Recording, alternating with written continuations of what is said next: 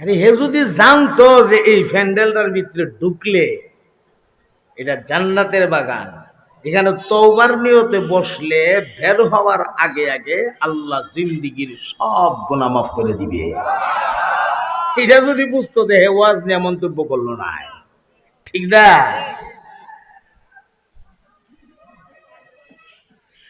দুই নম্বরে হলো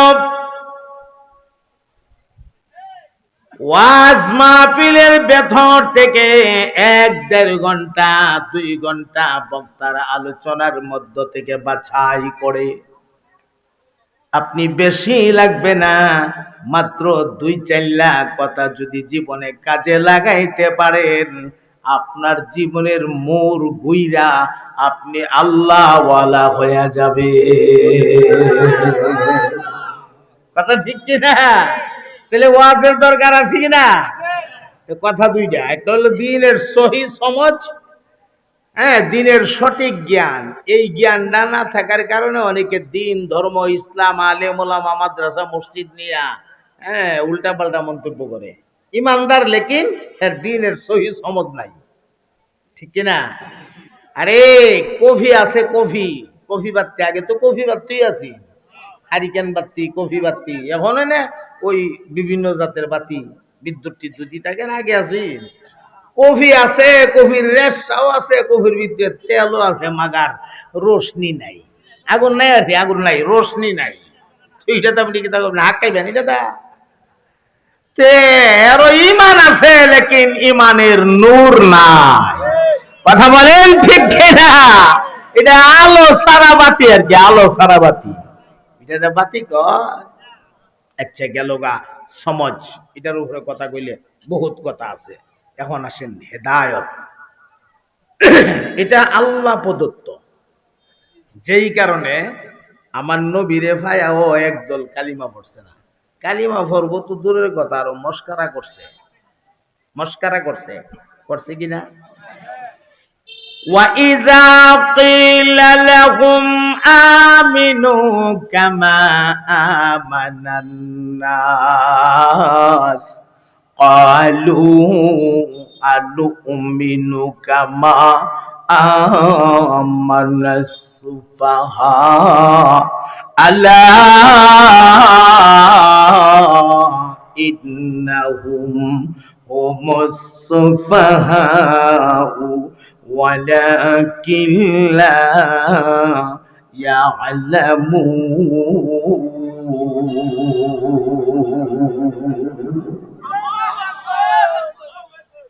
وإذا قيل لهم آمنوا كما آمن الناس, এদেরকে যখন বলা হইতো তোমরা ঈমান আনো মানুষেরা যেমনি ভাবে ঈমান আনছে, অর্থাৎ সাহাবায়ে কেরাম আজমাইন যেভাবে ঈমান আনয়ন করেছে এইভাবে তোমরাও ঈমান আনো, তখন তারা বলতেন ক্বালু আনুমিনু কামা আমানাস সুফাহা, আমরা কি ঈমান আনবো ওই সকল মানুষদের মতো যারা বোকা, এরা বোকা দেখা এই কারণে ঈমান আনছে, আমরা তো এরার মতো বোকা না। অর্থাৎ ঈমান না আইনা নিজেদেরকে খুব জ্ঞানী মনে করত আর ঈমানদারদেরকে বোকা মনে করত। ভাতিজারা বুঝা লয়, হাসরের মাঠে টের ভায়া লাইবা আমরা ঈমানদাররা বোকা না তোমরা বোকা। কথা বলেন ঠিক কিনা? টের হয়তো না, টের হওয়ার দিন আছে না? দেখেনি তাহলে কি পরিমাণ গার মোড়া, কি পরিমাণ মাথা মোড়া হইলে এমন কথা কইতে হবে, কইতাম নি? সবাই কনা তো কইলে যা ইউখাদিউনাল্লাহ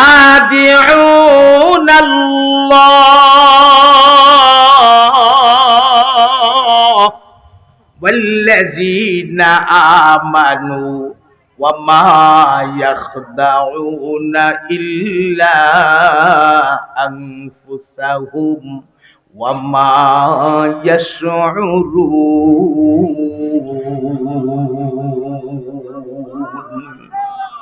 এগুলি ঈমান আনছে না তো নাও, আরো কি কই দেখেন, ইউখাদিউন আল্লাহ, ঈমান নাই আমরা আল্লাহরে ঠকাই দিছি।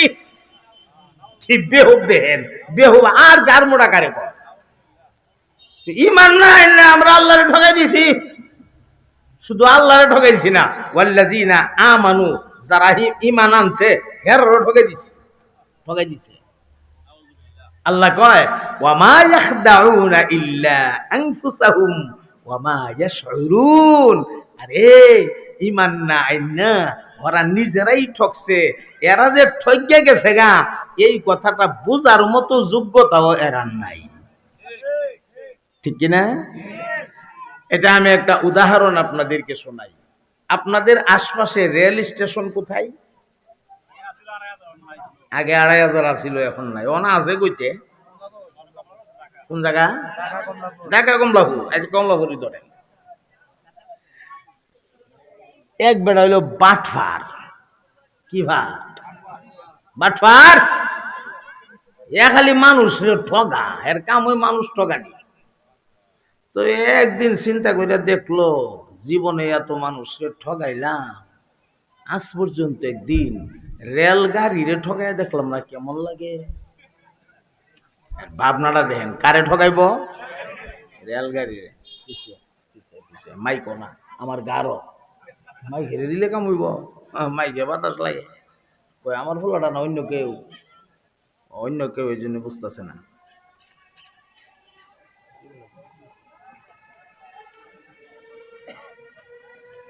জীবনে এত মানুষের ঠগাইলাম, একদিন রেলগাড়িরে ঠগাইলাম না, আজকে রেলগাড়িরে ঠকামু। এবার কমলাপুর রেল স্টেশন গেছে, গেছে না, স্টেশন মাস্টার সাহেব কয়, মাস্টার সাহেব ওটা খুব তুফার খাবার তো বাটপার তো, মাস্টার সাহেব কি তুইছে, টিকেট দেন, কই যাইবা? সিলেট দামু, দেও ৩০০, নেও ৩০০, দেন টিকেট। ৩০০ দিয়া টিকেট লইছে, লই আবার স্টেশনে বই দিছে। নির্ধারিত টাইমে যখন গাড়ি প্ল্যাটফর্মে আসছে, আসার পরে রাত্রি যারা লামনের এরা লামছে, যারা উঠোনের এরা সবাই উঠতেছে। এক বেটা দেখছে যে তো আমার সাথে টিকিটটা কাটছে, এদি বই দিছে ট্যাঙ্কর দা, এদি গাড়ি তুলে না যাইতো না। তেমনি আস্তে আস্তে গিয়া কইয়া, ভাই আপনি টিকিট কাটছেন না? বলো কাটছি তো। সিলেটের টিকিট না? বলো সিলেটের টিকিট। ইডির তো গাড়ি, গাড়ি তো ছেড়ে দিব। ও বেশি বুঝো, এর একটা বেড কিনে দিচ্ছে, বেশি বুঝো, কেতনামি করো, যাবে না আমারটা আমি বুঝুম। এ কুদান মুদান খাইয়া আর গেছিলাম উপকার করবার লেগে, বেটাটা কি যাক বেটা কুদানটা দিল, যাক এনা দিলে আমার কি হইব, বেটা অনক এনা গেলে আমার কি হইব। তো বেটা গাড়ি তুলছে, নির্ধারিত টাইমে যখন ঘন্টা বাড়ি পড়ছে, টন টন টন টন গাড়ি ছেড়ে দিব। গাড়ি হুইসাল দিয়া গাড়িও দিছে সিলেটের উদ্দেশ্যে সাইরা। এখন হে করছে কি, তার টিকিটটা তুলিছে, লয়া এটারে ২ আঙ্গুলের মাথা তেমনি উড়াইছে, উড়াইয়া ওই যে গাড়ির যে রেল লাইনের উপর দিয়া গাড়ির পিছাটা দৌড়ে আর গাড়িটারে টিকিটটা দেখা দেয়, গাড়ি রে টিকিট কাইটটাও তোর মধ্যে উঠছি না, তোর ঠকাই দিলাম। কথাটা বুঝেন নাই? হে বুঝতেছে এই গাড়ির নামে টিকিট, এই টিকিট কাটতে যখন গাড়ি তুলতে উঠছি না, গাড়ি তো ঠকে গেছে। আচ্ছা কোন তো টেহা কি গাড়ি গেছে, হের পকেটের টাকাও গেল, হ্যাঁ গাড়িও চড়তে পারলো না, এরপর ও হে মনে করতেছে হে জিততে গেছে গা, গাড়ি ঠকে গেছে গা। কেমন বুঝাটা বুঝছে? এই জাতের বুঝাটা হেরা বুঝছিল। হেরা ইমান নাই না, হেরা মনে করছিল আমরা জিতছি, আর যারা ইমান আনছে না হেরা ঠকছে। এটা ওই বাটপারের মতোই জিতছে আর কি, এ জাতির জিতার ওই জিতছে। তাহলে ইমান আইন না, এখন ১২ পাড়ার মানুষের একটা ইমানের পরীক্ষা নিতে চাই। যার কণ্ঠের ভেতরে যেই পরিমাণ আওয়াজ আছে, সমস্ত আওয়াজকে গলার মধ্যে জমায়া একসাথে রব্বুল আলামিনকে খুশি করার লক্ষ্যে একটা চিৎকার বাইরে জবাব দিতে হবে, ইমানদার হতে পারাই, মুসলমান হতে পারাই, আপনি খুশি না বেজার? হইছে আওয়াজটা, হইছে আওয়াজটা, হইছে না আওয়াজটা দুর্বল। খুশির আওয়াজ যত দুর্বল। আচ্ছা সামনে দেখুন কি অবস্থা হয়। যদি দেখি আপনাদের বাপ বালাটাই আমি সামনে পারুম, আর যদি দেখি বাপ বালানাতে কয়ালাম ওয়াকে দাওয়া না। ফুতাইল মানুষ ওয়াজ করা বড় কঠিন। ফুতাইল মুড়ি দেখছেন না, কামড় দিলে দাঁত লেগে থাকে, আবার দা দুই দাঁত লাগিয়ে থাকে, হেটাইনা ছোটান লাগে। ফুতাইল সুতাল ওয়াজ করলো এই অবস্থায় বক্তার মুখ বন্ধ হয়ে যায়, দাঁত লাগিয়ে যায়, ওয়াজ বাইরে তো সানা। ফুতাইল থাকলেই তো না। আবার আওয়াজ দিয়ে বলেন ইমানদার হতে পারাই খুশি না বেজার? আরো জোরে, আরো জোরে, জোরছে বলো। মাশাআল্লাহ, আল্লাহ কবুল করেন, আমিন বলেন। আচ্ছা এখন আসেন, এত সুন্দর করে গুছায় গেছে এইখান রে কোয়ার পরও ওইখানে গো ও আমরা বুকারার মতো ইমান আনবো। নবীর সাহাবীরা তো বুকা দিকান ইমান আনতে লইছে। নাউজুবিল্লাহ বলবেন না? তাইলে বলেন হেদায়েতের মালিক কে? আল্লাহ। একটা বাস্তব উদাহরণ আপনাদের সামনে এখন আমি পেশ করতেছি, খুব মনোযোগ দিয়ে। আমার মুহতারাম দোস্ত, মক্কার তৎকালীন সময়ের বিশিষ্ট লিডার আবু জাহাল আমার নবী পাক দাওয়াতের কার্যক্রম শুরু করেছেন।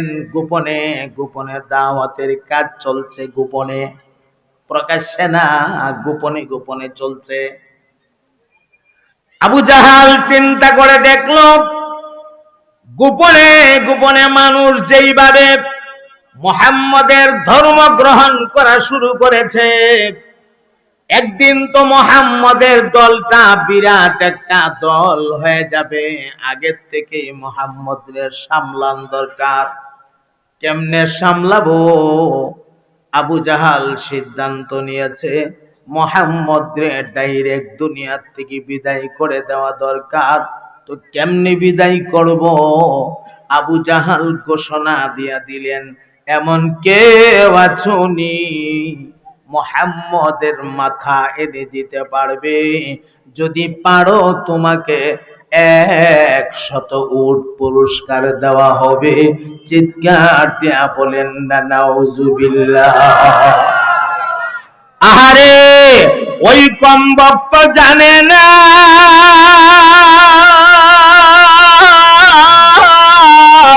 রহমতে আলম নবী রাহমাতুল লিল আলামিন দু জাহানের বাদশা নবী আমার নবী যে রব্বুল আলামিনের দূত, রব্বুল আলামিনের দূতকে সেভ করা বা হেফাজত করার দায়িত্ব তো স্বয়ং আমার মহান আল্লাহ। কথা বলেন ঠিক কিনা? এই কম্বক তো তারিখে জানে না, এত ঘোষণা দিয়ে লিখে মাথা আনতে পারলে 100 পুরস্কার। কেউ তো সাহস করে না। এত সুন্দর চেহারাওয়ালা মানুষটা মাথা কেটে ফেলাবো না? আবু জাহেল একটা কইলইব, যে হইতো না।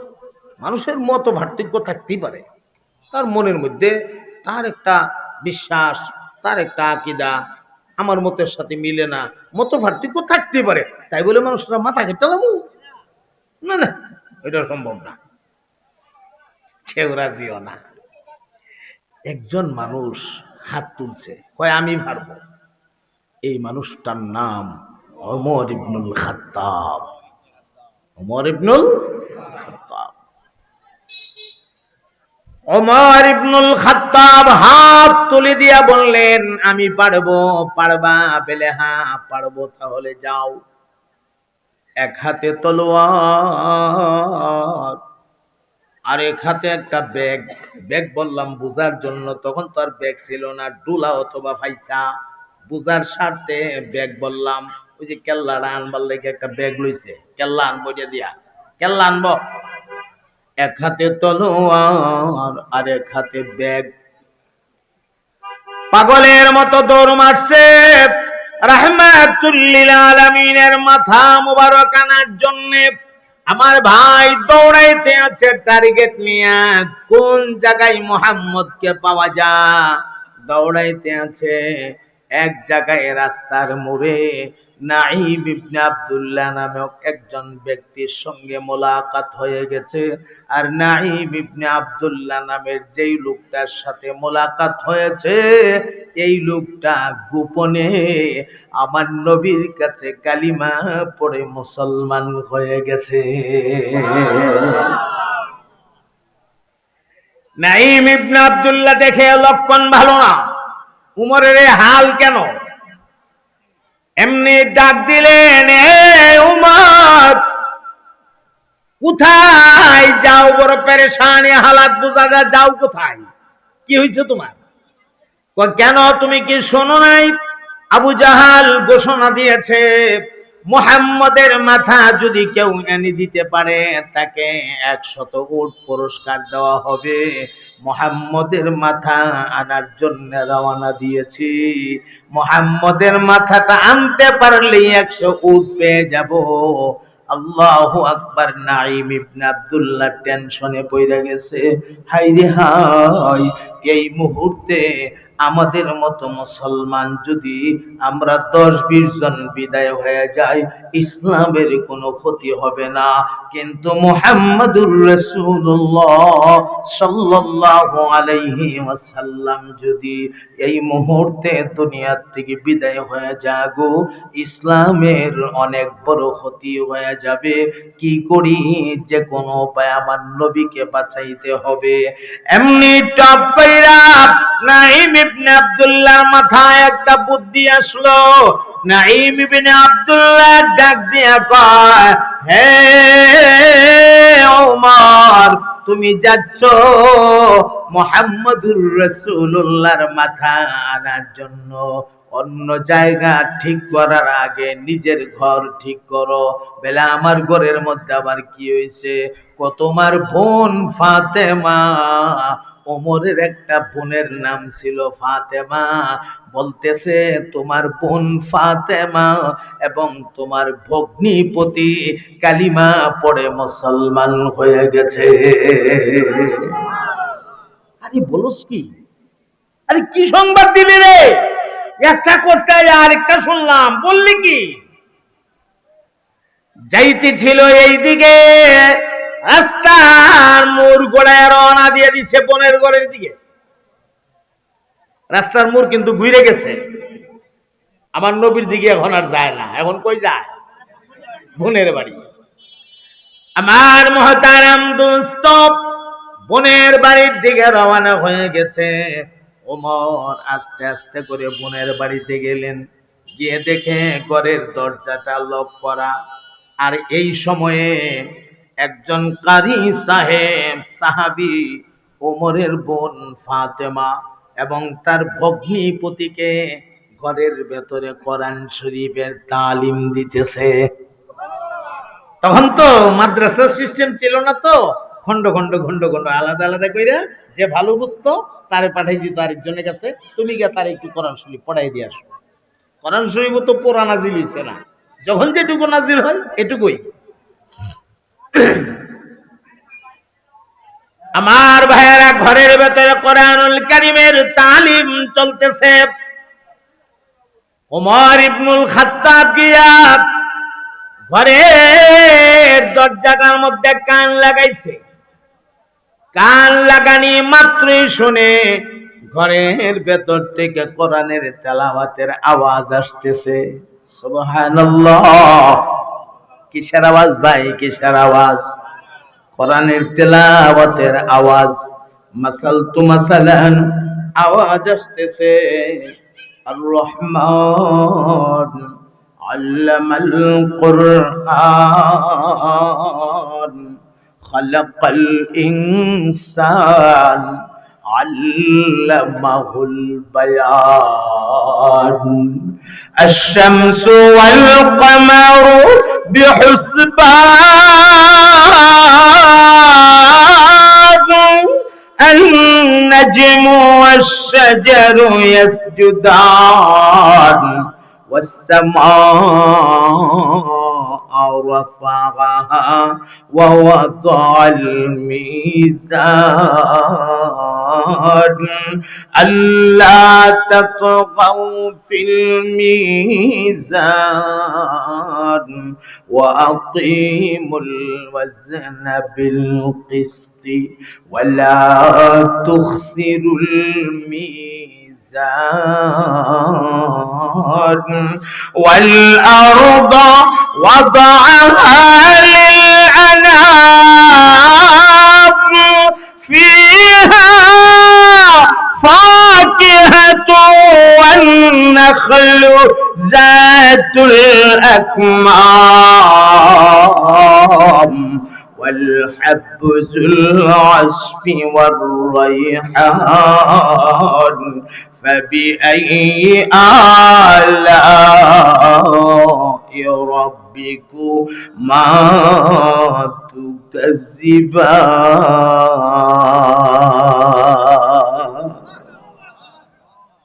কোরআনের ধ্বনি ঘরের ভেতর থেকে কানে বাজছে।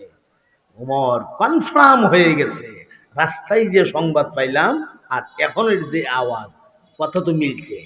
তার মানে আমার বোন আসলে মুসলমান হয়ে গেছে। ঘরের দরজায় ডাক মারছে, ফাতেমা, এই দরজা খুলো। বোন তো জানে বাইরের যে কি অবস্থা, জানে না? ওই যে কারি সাহেব কোরআন শরীফের তালিম দিতেছিলেন, ফাতেমা ডাক দিয়া কয়, হে কারি সাহেব, আপনি দয়া করে একটু লুকায়া যান, আপনি আমাদের বাড়ির মেহমান। আমার ভাইটা মানুষ ভালো না, আপনার গায়ে যদি আঘাত করে আমরা সহ্য করে নিতে পারবো না। আমরা যদি মারে কোনো দুঃখ থাকবে না, ব্যথা থাকবে না, লেকিন আপনার গায়ে যদি আঘাত করে আমরা সহ্য করে নিতে পারবো না। মেহেরবানি কইরা আপনি দয়া কইরা লুকায়া যান। ওই কারি সাহেব সাহাবী কোরআন শরীফের পাতাগুলি নিয়ে জলদি জলদি লুকায়া গেছে। তখন তো আর কোরআনুল কারীম এখনকার সময়ের মতো এত সুন্দর করে বাইন্ডিং করা ছিল না। গাছের পাতা, গাছের ছালের মধ্যে কথাগুলি লেখা হইতো, কালামুল্লাহ লেখা হইতো, এগুলি জমায়া একসাথে কইরা গিয়া লুকায়া গেছে। ফাতেমা টান দিয়া দরজাটা খুলে দিয়েছে। উমর রাগান্বিত চেহারায় ঘরের ভেতরে ঢুকছে। ঘরের ভেতরে ঢুইকা ফাতেমার চেহারা বরাবর তলোয়ারটা ধইরা ফাতেমারে ডাক দিয়ে কয়, রে বোন ফাতেমা, খবর শুনছি রে, তুই আর তোর স্বামী নাকি কালিমা পড়ে মুসলমান হয়ে গেছস, কথাটা কি সত্য নাকি? আমরা দেশের ফাতেমা হইলে সাইড কাইটা যাইতো, সাইড কাইটা আরো ভেতরে ভেতরে ফতোয়া তৈয়ার করতো, জান বাঁচান তো ফরজ, এখন জানটা বাঁচাই। আমরা দেশের ফাতেমা হইলে বইলা দিত, ভাই যে কি কন, আপনাকে জিজ্ঞাসা না কইরা আমরা মুসলমান হয়ে যাব, এটা কোনো কথা না ভাই না, মানুষের কথা আপনি কোনো কান দিয়েন না। কিন্তু না, যেই মাত্র প্রশ্ন করেছে ফাতেমার ইমানের আগুন জ্বলা উঠছে রে ভাই। ফাতেমা নিজের গোপন করলেন না, পরিষ্কার জানিয়ে দিলেন, হ্যাঁ হ্যাঁ ভাই, আপনি যা শুনেছেন সত্যি শুনেছেন, আমরা কালিমা পড়েছি, আমরা মুসলমান হয়ে গেছি। এমনি ওমর দুই চোখ লাল কইরা রাগান্বিত হইয়া ফাতেমার চেহারার দিকে তাকায়া ডাক দিয়া কো, ওরে বোন, আমি তোরে বড় মায়া করি জানোস তো, আবার আমি কত কঠোর কত কঠিন এটাও তো তুই জানোস। এখনো সময় আছে রে, মুহাম্মদের ধর্মটা ছাইরা দে বাঁচতে যদি চাস, আর যদি না ছাড়স এই মুহূর্তে তোকে দুনিয়ার থেকে বিদায় করে দেওয়া হবে।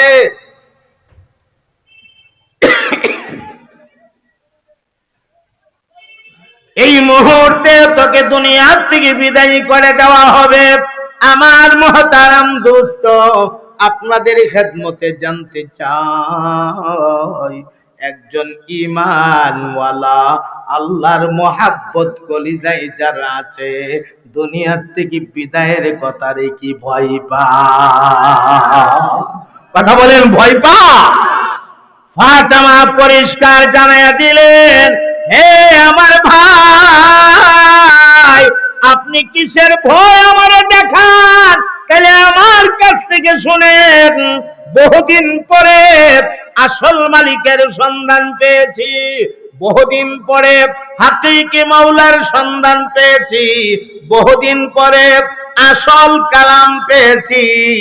ও ভাই, শুধু শুধু ভয় ভীতি দেখায় লাভ নাই। এই ভয়রে আমরা ভয় পাই না। আমিও তোমারে পরিষ্কার জানাইয়া দেই, তুমি আর কি করবা? বেশির থেকে বেশি তোমার তলোয়ার দিয়ে আমারে জবাই করবা। এর বাহিরে তো আর কোনো কিছু করার ক্ষমতা তোমার নাই। আমারে জবাই করে দিতে পারো রে ভাই, তোমার তলোয়ারের নিচে আমি জবাই হয়ে যেতে রাজি। আল্লাহর কসম, একটা মুহূর্তের জন্য আমি আমার আল্লাহ ছাড়তে রাজি না। আল্লাহু আকবার বলেন। এটাই তো ইমানদারের ইমানের তাকাদা। এজন্যই তো রব্বুল আলামিন ইরশাদ করে দিয়েছেন, ইন্নাল্লাযীনা ক্বালু রাব্বুনাল্লাহ সুম্মা ইসতাকামু تتنزل عليهم الملائكة ألا تخافوا ولا تحزنوا وأبشروا بالجنة التي كنتم توعدون।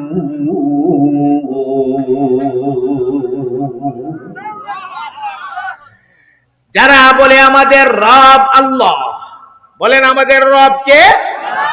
আল্লাহ। সুম্মা ইসতাকামু, এবং এই কথার উপরে অটল হয়ে যাও, মজবুত হয়ে যাও। আমি আমার জীবন দিতে পারি, এক মুহূর্তের জন্য আল্লাহকে ছাড়তে পারি না। রব্বুল আলামিন বলেন, তাতানাজ্জালু আলাইহিমুল মালাইকা, এ সকল মানুষদের জন্য আসমান থেকে আমি রহমতের ফেরেশতা নাজিল করে দেই। আর রহমতের ফেরেশতারা বলতে থাকে, আল্লাহ তাখাফু, ইমানদার রে তোমরার কোনো ভয় নাই, ওয়ালা তাহজানু, তোমরার কোনো পেরেশানি নাই, ওয়াবশিরু বিল জান্নাতিল্লাতী কুনতুম তুআদুন, আমরা এসেছি আল্লাহর পক্ষ থেকে তোমাদেরকে আল্লাহর ওয়াদাকৃত জান্নাতের সুসংবাদ দেওয়ার জন্য। বুঝতেছেন কথা? তাহলে একজন ইমানদার সে তার জীবন দিতে পারে, লেকিন ইমান ছাড়তে কথা কয় না। আরে ইমানের দাম আছে না নাই?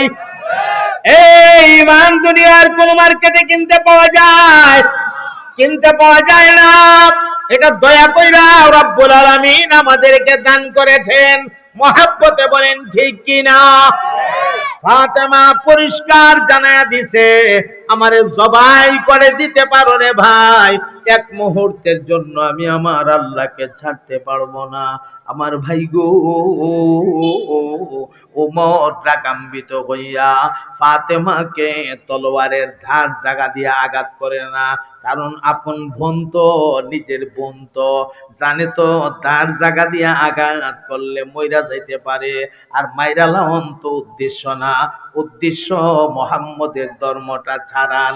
এই কারণে তলোয়ারের ধার জায়গা দিয়ে আঘাত না কইরা তলোয়ারের ঘাড়া দিয়া ফাতেমারে আঘাত করা শুরু করছে। আমার মোহতারাম দোস্ত, একটা মহিলার শরীর পুরুষের তুলনায় কিন্তু অনেক দুর্বল থাকে, মহিলাদের শরীরের চামড়াও অনেক নরম থাকে। ফাতেমার সারাটা শরীর এমন কোন জায়গা বাকি নেই গো যেখানে তলোয়ারের ধারার আঘাত লাগে নাই। এ কোন কোন জায়গা ফুললা রক্ত জমাট হয়ে গেছে, আবার কোন কোন জায়গা চামড়া ছিঁড়া রক্ত পড়তেছে। ফাতেমা আর দাঁড়ায় থাকতে পারে না। ফাতেমা জমিনের মধ্যে পইরা গলা কাটা বর্গিটার মতো ছটফট কইরা সাইটাইতে আছে। ওমরের মায়া হয় না, বারবার আঘাত করে আর কয় এখনো সময় আছে, মুহাম্মাদের ধর্মটা ছাইরা দে। ফাতেমা চিৎকার মাইরা মাইরা মাইরা ফালাও, মাইরা ফালাও। এইভাবে আঘাত দেওয়ার চাইতে জবাই কইরা ফালাও। আল্লাহর কসম আমি জবাই হইতে রাজি, আল্লাহ থাকতে রাজি না, জবাই হতে রাজি। নবী মুহাম্মদুর রাসূলুল্লাহ সাল্লাল্লাহু আলাইহি ওয়াসাল্লাম থাকতে রাজি না, আমি জবাই হইতে রাজি, আমি কোরআন ছাড়তে রাজি না। এইভাবে করে মারতে আছে, মারতে আছে। আল্লাহ পাকের কুদরত, হঠাৎ করে ওমরের নজর পড়ছে নিচের দিকে। নিচের দিকে নজরটা পড়লে দেখে রে ভাই একটা পাতা, ওই যে পাতা কোরআন শরীফের পাতা, একটা পাতা পইরা আছে। ওমর হাতটা বাড়াইছে পাতাটা ধরার জন্য। ফাতেমা ওমরের হাতটারে টান দিয়া সরে এখন না না, লা ইয়ামাসসুহু ইল্লাল মুতাহহারুন, আমার খোদার কালাম রে অপবিত্র অবস্থায় ধরা ছোঁয়া যায় না। আমার খোদার কালাম রে ধরতে হলে সইতে হলে পবিত্র হওয়া লাগে। তুমি নাজিস, তুমি নাপাক, আমার খোদার কালাম তুমি ধরতে পারবা না। এমনি ওমর দৌড় মারছে কোন কালামের জন্য আমার বোনটা এত পাগল হয়ে গেল, এত মায়ের মারলাম, রক্তাক্ত বানায় ফেললাম, আমার চোখের সামনে বোনটা গলা কাটা মুরগির মতো ছটফট করলো। এরপরও আমি মায়া করলাম না। বাপদাদার ধর্ম ধরে রাখার জন্য এত চেষ্টা আমি করতেছি, তাহলে কোন কালামের জন্য ফাতেমা এত পাগল হইল? এই কালাম আমি এক নজর দেখা লাগবে। ওমর দৌড় মারছে, দৌড় মারছে ওই যে কুয়ার পাড়ে গোসল করার জন্য। আমার ভাই কুয়ার কেনারাতে গিয়া ওমর সুন্দর করে গোসল টোসল কইরা এরপরে আয়েশা ডাক দিয়া কয় ফাতেমা দেও না দেখি কোন কালামের জন্য এত পাগল হইলা তুমি, এত মার খাইলা, এরপরেও তুমি কালাম ছাড়ো না, এটা কি জিনিস আমার দেখা লাগবে, আমার একটু দেও। এমনি পাতাটা উমরের হাতে তুইলা দিলে হযরত উমর ইবনুল খাত্তাব তাকায়া দেখে আল্লাহর কোরআনের সূরাতুত তাহা থেকে কিছু আয়াত সম্বলিত।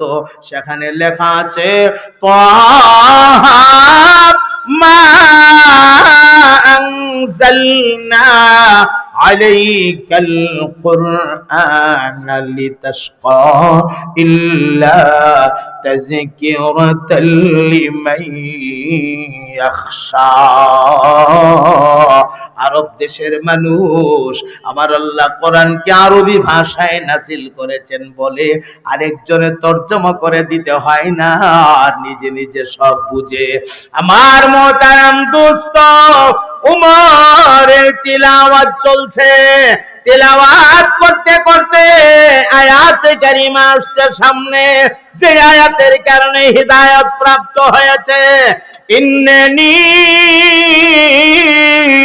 আনাল্লাহ লা ইলাহা ইল্লা আনা ফা'বুদনি ওয়াকিমিস সালাতা লিযিকরি। আল্লাহ রাব্বুল আলামিন বলেন ইন্নানি আনাল্লাহ, নিশ্চয় আমি হইলাম একমাত্র তোমাদের আল্লাহ। লা ইলাহা ইল্লা আনা, আমাকে ছাড়া আর কোন ইলাহ নাই, ফাবুদনি, হে জগতের মানুষেরা তোমরা আমারই ইবাদত করো, ওয়াকিমিস সালাতা লিযিকরি, এবং নামাজ প্রতিষ্ঠিত করো আমি আল্লাহর শরণার্থে। আমার মুহতারাম দোস্ত, এই আয়াতটা পড়া মাত্রই কেমন জানি উমরের একটা পরিবর্তন দেখা যায়। আমার আল্লাহ উমরের কলবে হেদায়েতের বাতি জ্বালায়া দিছে, আমার আল্লাহ হেদায়েতের নূর জ্বালায়া দিছে। উমরের কলিজা পাইটা কেমন জানি দুই চোখ দিয়া পানি বাইর হইতে শুরু হইছে। এমনি উমর হাতটা সামনের দিকে বাড়ায়া দিছে, ওরে আমার বোন, আমার হাতে ধর, আমি তোরে দাঁড় করাই, ধর হাতটা বাড়ায়া দিয়ে উমর টান দিয়া ফাতেমারে দাঁড় করাইছে। উমর নিজের হাত দিয়া দিয়া ফাতেমার শরীরের রক্তগুলি মুছতেছে, আর যার যার করে দুই চোখের পানি পড়তেছে। হাই রে হাই, আমি কি করলাম, আমি কি করলাম রে, কি করলাম। আমার বোন রে, তুই আমারে দয়া করে মাফ করে দিস, আমি তোর ভাই বুঝতে পারি না, আমি তোর সাথে অন্যায় করে পালাইছি। আর দেরি করিস না রে বোন, আমারে জলদি জলদি ওই নবীর দরবারে লয়া যা, যেই নবীর ধর্ম গ্রহণ কইরা তুই ফাতেমার জীবন ধন্য হয়ে গেছে। আমার প্রাণের ভাইরা, ওই যে সাহাবী কোরআন শরীফ নিয়ে লুকাইছিল, এই সাহাবী দেখে যে লক্ষণ ভালো অনুভব কইরা সাহাবী আস্তে আস্তে ভেতর থেকে বাহিরে আসছে। এখন উমরের বোন ফাতেমা, উমরের ভগ্নিপতি, আর ওই সাহাবী আর হইল উমর। বলেন মোট কয়জন? আরো জোরে বলেন কয়জন? চারজন মিল্লা রওনা হয়ে গেছে নবী পাকের দরবারে যাবে। আমার নবী পাক একটা পাহাড়ের আড়ালে এক জায়গায় সাহাবায়ে কেরাম আজমাইনকে অবতরণকৃত ওহীর বর্ণনা দিতেছে। এমত অবস্থায় চারজন মানুষ গিয়া পেছন দিক দিয়া দাঁড়াইছে। চারজনের মধ্যে তিনজনই তো মুসলমান। সাহাবীরা ফিসফিস করে একজন আর একজন রে কয়, ঘটনা কি রে? আমার তো বাকি তিনজনই মুসলমান, শুধু উমর মুসলমান না। আবার ফাতেমার শরীর রক্তাক্ত দেখা যায়, উমরের হাতে আবার তলোয়ার দেখা যায়। লক্ষণটা তো ভালো বুঝতেছি না, মনে হয় উমর নবী পাকের উপরে কোনো আক্রমণ করবে, লক্ষণ ভালো না।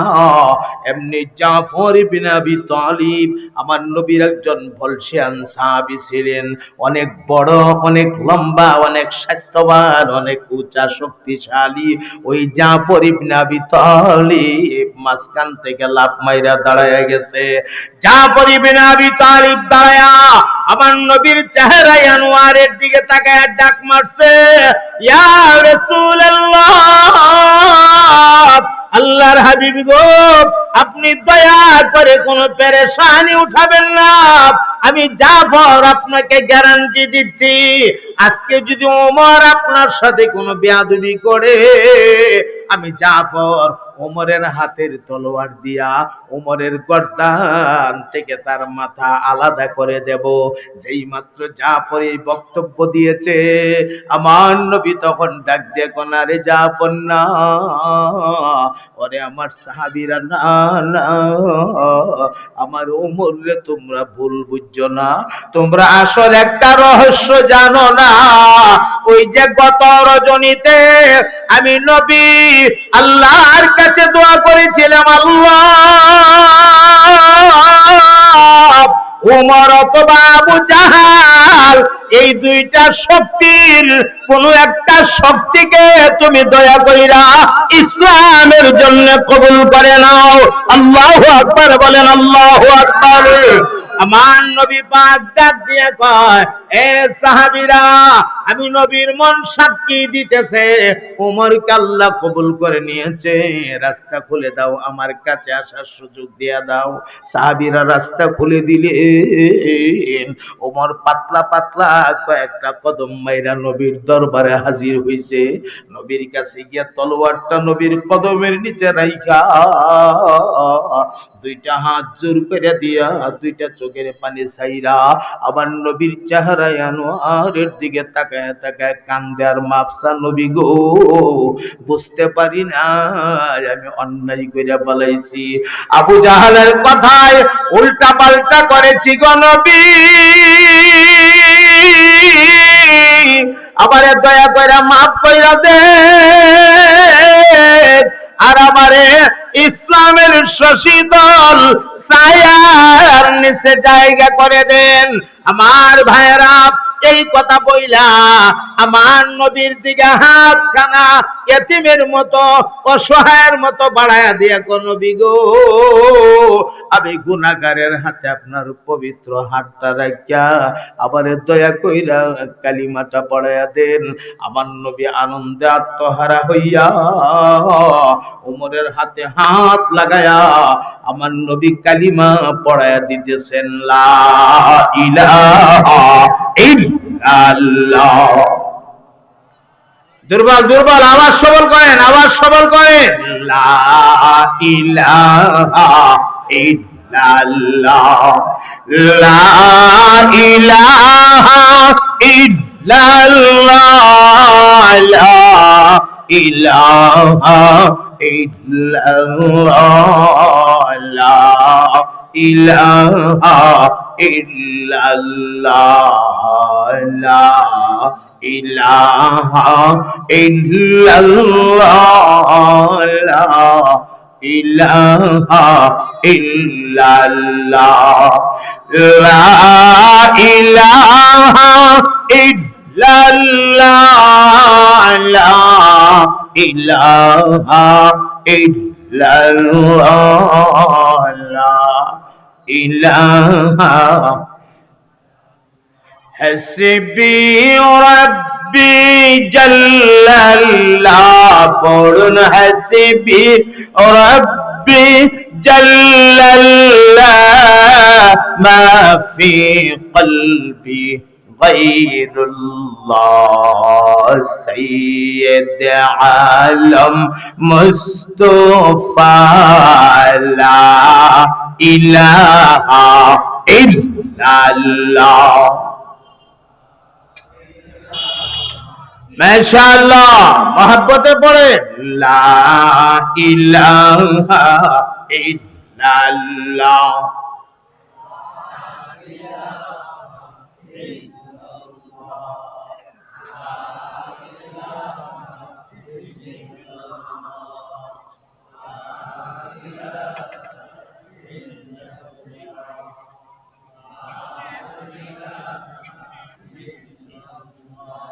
লা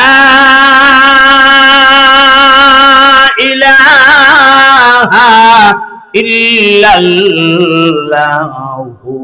মুহাম্মাদুর রাসূলুল্লাহ, পড়ুন সাল্লাল্লাহু। কালিমায়ে তাইয়্যিব পড়লেন, তাওহীদের কালিমা, এরপরে কালিমায়ে শাহাদাত পড়লেন, মুসলমান হয়ে গেলেন। মুসলমান হইয়া নবীকে জিজ্ঞাসা করি, ইয়া রাসূলুল্লাহ ইসলামে কতজন হয়েছে, কতজন? আমার নবী তো 39 জন ছিল, আল্লাহ তোমার লইয়া 40 পড়া করছে। আজকে তোমার কই, ইয়া রাসূলুল্লাহ আমি উমর ইসলামে ঢুকে গেছি, আর গোপনে ইসলাম থাকতে পারে না, আজ থেকে প্রকাশ্যে দাওয়াতের কাজ শুরু হয়ে যাবে, দয়া করে অনুমতি দেন। আমার নবী কয়, আমি কিছুই বলি না, আল্লাহর তরফ থেকে হুকুম না আসলে অপেক্ষা করো, রব্বুল আলামিনের তরফ থেকে হুকুম আসলে আমি তোমাকে বলবো। হযরত উমরের এই কথা আমার আল্লাহ পছন্দ করে ফেলাইছে। আল্লাহ জিবরাইল জিবরাইল জলদি যাও, উমর নামক শক্তিটাকে ইসলামে আমি দিয়েছি, ওই ইসলামকে প্রকাশ করার জন্য আমার হাবিবের কানে গিয়ে আওয়াজ দিয়ে দাও, আজ থেকেই প্রকাশ্যে দাওয়াতের কাজ শুরু হয়ে যাবে। আল্লাহু আকবার বলেন চিৎকার দিয়া। কেমনে শুরু করব, পদ্ধতিটা আল্লাহ জানায় দিচ্ছে। ওয়ানজির আশিরাতাকাল আকরাবিন। নবী গো, দূর থেকে প্রথম না, প্রথম নিজের করিবি রেশতাদার যারা আছে এদের থেকে আপনি দাওয়াতের কার্যক্রমটা শুরু করেন, এখান থেকে শুরু করেন। আল্লাহু আকবার।